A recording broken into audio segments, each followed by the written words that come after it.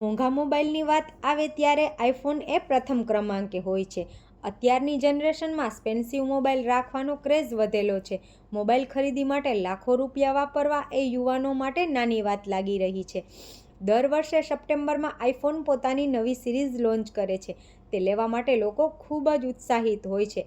આ વર્ષે પણ આઈફોને પોતાની નવી સિરીઝ આઈફોન 17 લોન્ચ કર્યું છે. તે લેવા માટે લોકોએ ઘણી લાંબી કતારો લગાવી હતી. કલાકો સુધી ઊભા રહ્યા હતા પહેલા દિવસની ખરીદી માટે થઈને. નવી લોન્ચ થયેલી આઈફોન 17 સિરીઝ એક હવે નવા વિવાદમાં ફસાઈ છે.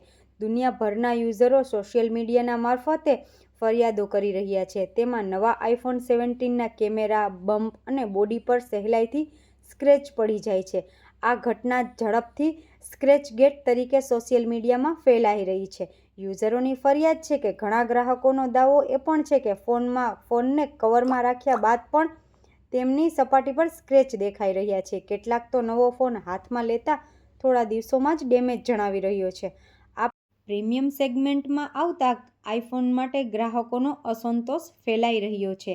આઈફોનની પ્રતિક્રિયા હાલ સુધીમાં આઈફોને કોઈ સત્તાવાર નિવેદન આપ્યું જ નથી, પરંતુ નિષ્ણાતોનું કહેવું છે કે નવી ડિઝાઇન અને ગ્લાસ ક્વોલિટી માટે તે જવાબદાર હોઈ શકે છે. ઘણા યુઝરો માને છે કે એપલએ પોતાની ક્વોલિટી ઉપર પૂરતું ધ્યાન જ આપ્યું નથી.